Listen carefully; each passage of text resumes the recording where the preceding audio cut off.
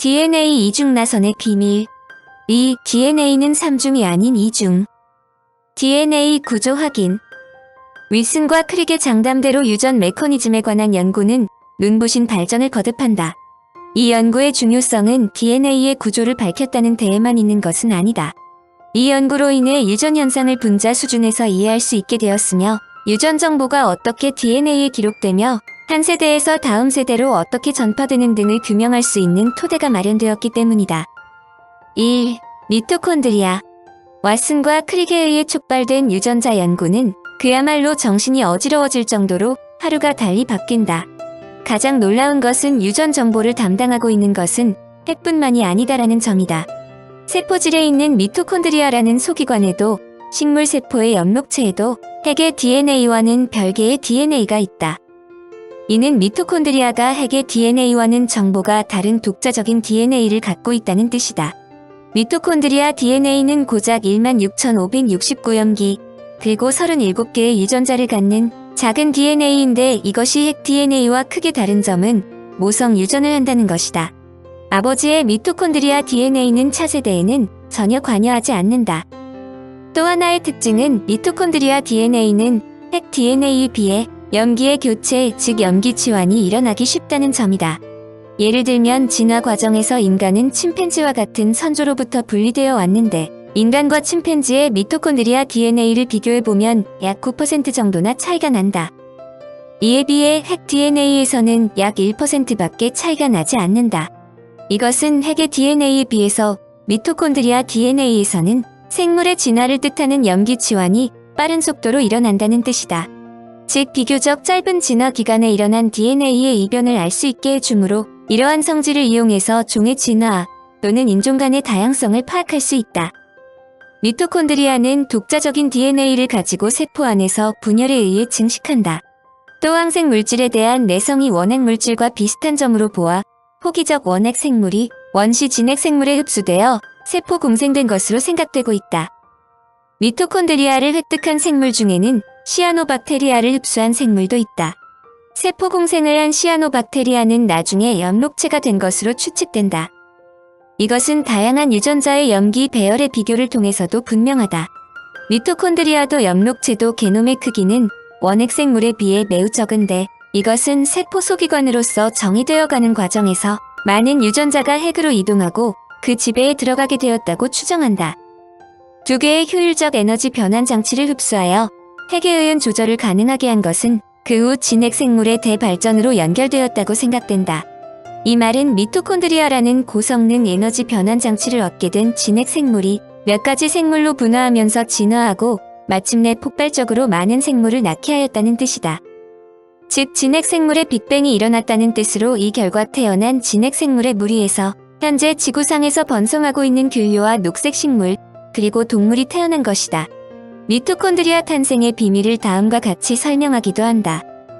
대기의 산소 농도가 대체로 오늘날 수준이 되었을 때 핵과 세포기관이라고 부르는 작은 몸을 가진 세포가 출현했다.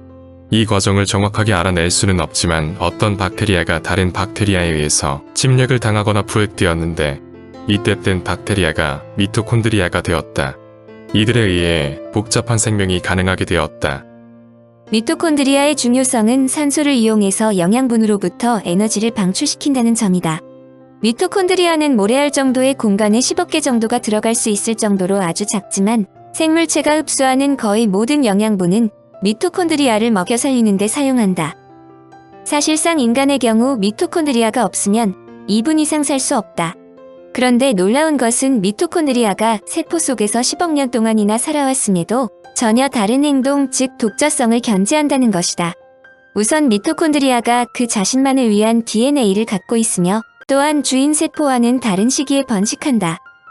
미토콘드리아는 박테리아처럼 생겼고 박테리아처럼 분열하며, 때로는 항생제에 대해서는 박테리아처럼 반응하기도 한다. 간단히 말해서 그들은 자기 보따리를 따로 챙겨두고 있다. 더구나 자신들이 살고 있는 세포가 사용하는 유전 언어도 함께 사용하지 않는다. 마치 집안에 손님을 모셔둔 것과 같은 경우이다. 인간이란 고등동물이 미토콘드리아와 같은 다소 이상한 박테리아에 의해 운영된다는 것에 학자들이 매우 놀랐지만 그건 사실이다. 이렇게 만들어진 세포가 진짜 핵을 갖고 있다라는 뜻의 진핵 세포가 되는 것이다. 노벨상을 수상한 후 왓슨과 크릭은 계속 대형 사건을 터뜨렸다. 두 사람은 DNA로부터 mRNA가 만들어지고 mRNA로부터 단백질이 만들어진다라는 분자 생물학의 중심 개념을 제안했다. 노벨상 수상자가 발표한 내용인데도 곧바로 학자들이 수긍한 것은 아니지만 분자 생물학 연구가 깊이를 더해가면서 진가가 발휘되기 시작했다. 이에 따라 최종 단계에 위치하는 단백질이 유전 물질인 DNA로부터 어떻게 만들어지는가라는 의문에 도전하기 시작했다.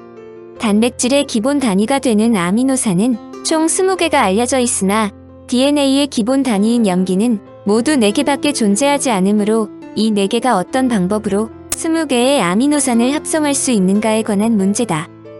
야노프스키는 대장균이 가지고 있는 트립토판 합성 효소의 유전자를 연구하면서 유전자 지도에서 돌연변이를 일으킨 유전자의 상대적인 위치와 거기서 생성된 단백질에 치환된 아미노산의 위치가 순서상 일치한다는 것을 확인했다. 이때까지 DNA로부터 형성된 mRNA를 모체로 하여 단백질이 합성된다는 사실에는 대부분의 과학자들이 동의했으나 어떻게 그것이 가능한지에 대해서는 아무도 정확한 이론을 정립하지 못하고 있었다. 1961년 크릭 등은 그때까지 밝혀진 연구 결과를 토대로 다음과 같이 유전 암호를 규정했다. 1. 한 개의 아미노산은 3개의 뉴클레오티드로부터 만들어진다. 2. 유전 암호는 서로 중첩되지 않는다. 3. 유전 암호는 연속적으로 연결되어 있으며 단백질 합성에 필요하지 않은 뉴클레오티드는 존재하지 않는다.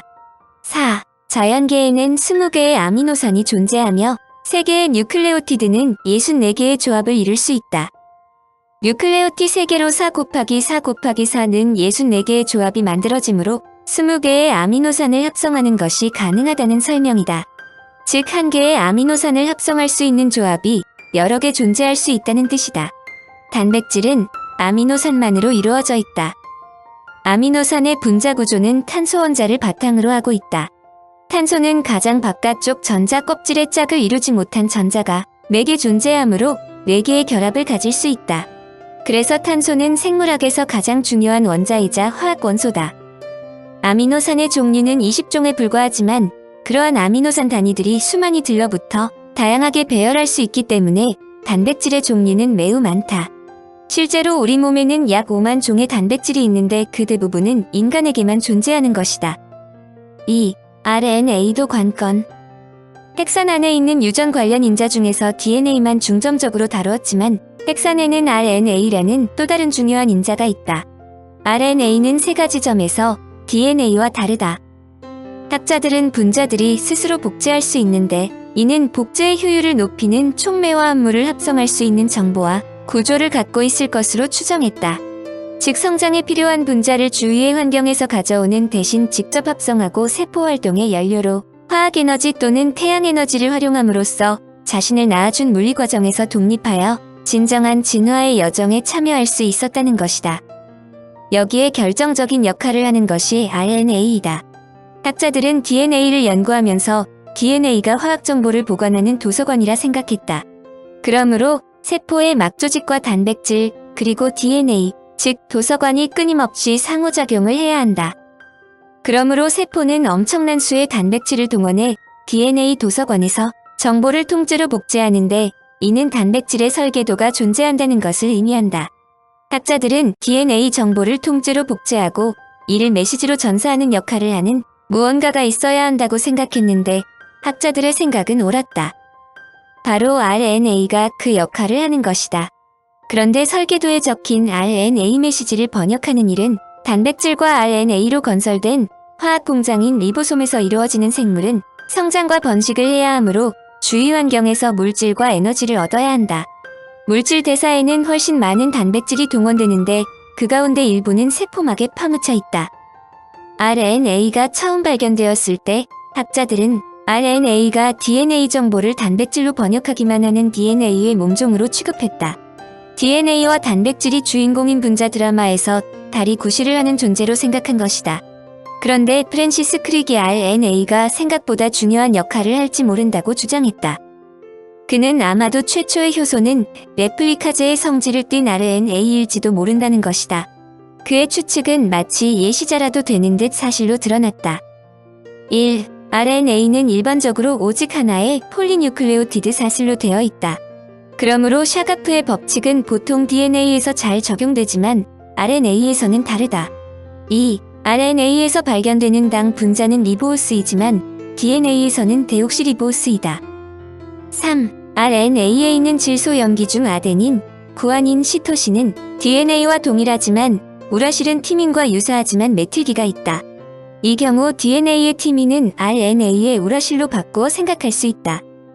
RNA의 역할은 DNA가 발현한 정보를 전사해서 그것을 단백질 제조 공장인 리보솜으로 운반하고 거기에서 단백질의 원료를 설계대로 배열하는 일이다. 한마디로 RNA가 단백질을 만드는 것이다. 리보솜이란 세포 내 밀입자인 미크로솜의 구성분에서 막성분을 제거한 부분을 말하는데 다른 소기관보다 작지만 세포 안에 여러 개가 들어있다. DNA는 아주 중요한 것이기 때문에 세포의 핵이라는 경납고 안에 소중하게 간직되어 있다. 함부로 설계도를 밖으로 갖고 나가면 잃어버릴지도 모르며 상처를 입으면 낱낱이 분해될지도 모른다. 그렇게 되지 않으려고 DNA는 자물쇠가 있는 핵이라는 세포 경납고에 챙겨 넣는 것이다. 그런데 설계도대로 유전 정보를 실행하는 것은 단백질이다. 아미노산이라는 재료로 이 단백질을 만드는데 그 생산 공장은 핵의 외부, 즉 세포질에 있는 리보솜이라는 입자 모양의 세포 소기관이다. 그러므로 핵 안의 정보, 즉 단백질 합성에 관한 설계도를 전해주고 아미노산을 만들라는 명령을 전달해주는 심부름꾼이 필요하다. 바로 이 심부름꾼이 RNA이다. RNA에는 여러 가지 종류가 있는데 그것은 전령 RNA와 운반, 담당 RNA, 리보솜 RNA, 유전자의 발현을 조절하는 sRNA 등이다. DNA가 전령 RNA를 시켜 단백질을 합성하는 과정은 우리가 사진을 찍기 위해 필름에 옮기는 방법과 비슷하다. RNA가 DNA를 찍어 놓은 필름과 같다는 것은 필요한 정보를 정확하게 반대로 복사하기 때문이다. DNA의 정보를 청사진으로 인화해 mRNA를 완성시키는 것을 전사라고 하며 이때 RNA 폴리머라제라는 효소가 필요하다. rRNA는 단백질과 협력하여 리보솜을 만든다.